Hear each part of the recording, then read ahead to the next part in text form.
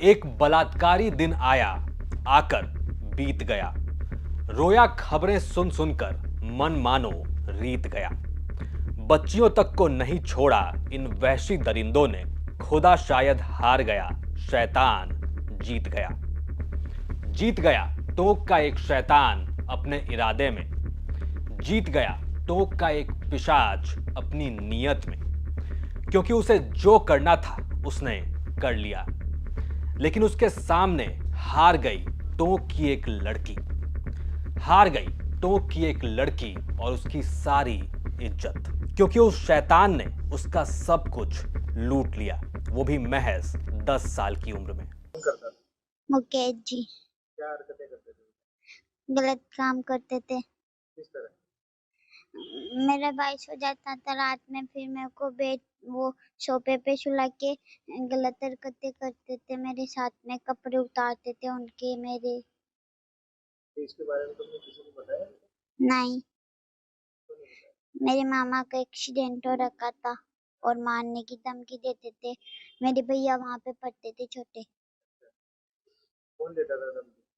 मुकेश जी। ये बयान नहीं बल्कि चीखें हैं उस वक्त की, जब एक लड़की एक शैतान के सामने अकेली रहती है। इस बार भी सिर्फ इलाका बदला, शैतान का तरीका नहीं। और जब शैतान गुरुकुल में ही मिलने लगे तो भला आम आदमी सुरक्षा ढूंढने जाए कहां। टोक का ये नया शैतान है मुकेश गुर्जर, जिसने शिकार बनाया एक 10 साल की बच्ची को। वो बच्ची जिसे हम अभी ठीक से लड़की भी नहीं कह सकते। ये दरिंदा उसका बलात्कार करता रहा, वो भी 2 महीने तक लगातार, लगभग हर रोज। और जब आप जानेंगे बच्ची का बलात्कार करवाने में एक महिला भी शामिल थी, तो आप क्या कहेंगे। एक परिवार ने अपनी नाबालिग बच्ची के दुष्कर्म के संबंध में एक रिपोर्ट मुझे एसएचओ को पेश की।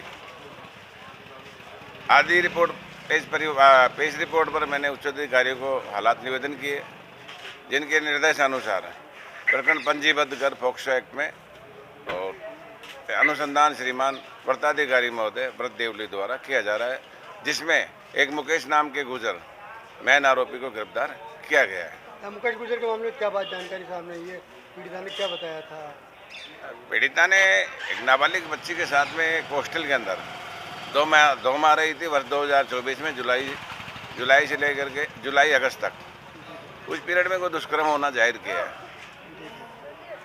कितने दिनों बाद मामला कैसे सामने आया? ये एक साल 2 महीने बाद में पीड़िता ने प्रकरण पंजीबद्ध करवाया। उजागर कैसे हुआ? मतलब अब उजागर तो अब पीड़िता की मम्मी कह रही थी कि बच्ची के कुछ ऐसे दुष्कर्म संबंधी लक्षण उनको दिखाई दिए, इस संदर्भ में उन्होंने प्रकरण पंजीबद्ध करवाया। मुकेश गुर्जर टोक के दूनी में एक हॉस्टल चलाता है, अकेला नहीं, साथी हरिराम मीणा के साथ। नाम है गुरुकुल बाल छात्रावास। अब जैसा कि नाम से जाहिर है, ये हॉस्टल सिर्फ लड़कियों का था, तो यहीं की एक लड़की को मुकेश एक रोज अपना टारगेट बनाता है।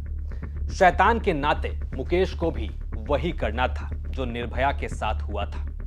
लेकिन यहां टोक की ये लड़की बदकिस्मत नहीं थी, बल्कि उसका रेप करने के लिए हॉस्टल में पूरी प्लानिंग हुई।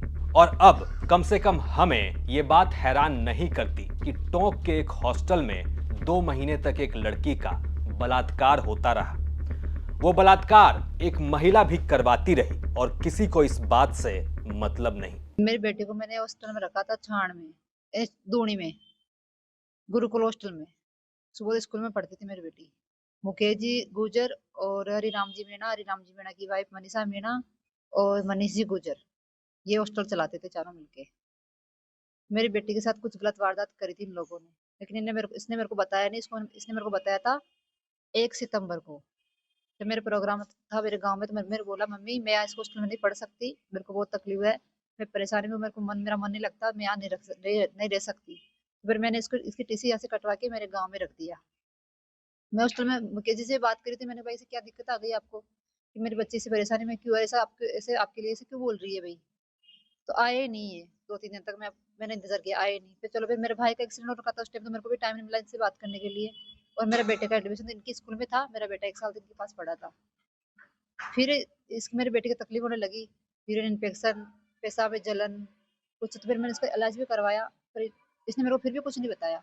मेरा बेटा वही पढ़ रहा था तो उसको धमकी दी कि तेरे भाई को और तेरे तेरे को जान से मार दूंगा। वो महिला हॉस्टल की ही एक मैनेजर थी, मुकेश गुर्जर के साथी हरिराम की पत्नी। ये तीनों लोग ये हॉस्टल मिलकर ही चला रहे थे। हरिराम मीणा की पत्नी वो थी जिस पर सारी लड़कियों को सेफ रखने की जिम्मेदारी थी, लेकिन जिम्मेदारी से कोसों दूर वो हर रोज रात होते ही अपने दूसरे ठिकाने पर चली जाती थी ताकि मुकेश आराम से इस लड़की का रेप कर सके। मुकेश गुर्जर की प्लानिंग भी यही थी और कम से कम 2 महीने तक होता भी यही है। लड़की को धमकी कि वो उसकी मां और मामा को मार देगा। इसी धमकी के दम पर मुकेश उसका लगातार बलात्कार करता रहा और आप मुकेश के चेहरे से देख सकते हैं उसे इस बात की कितनी खुशी है। और कानून और उसके खौफ की बात तो आप भूल ही जाइए। बेटी को ये सोफा पे सुलाता था रात को। पहले तो दोनों बच्चों को लेके आता था अलग रूम में और खुद ही उनके साथ ही सोता था। पूरे स्टाफ को बोलता था मैं इनका ध्यान रखूंगा, मैं ऐसे करूंगा, इसको उसके ऐसे बात कर के अकेला सोता था मेरी बेटी को लेके अलग कमरे में।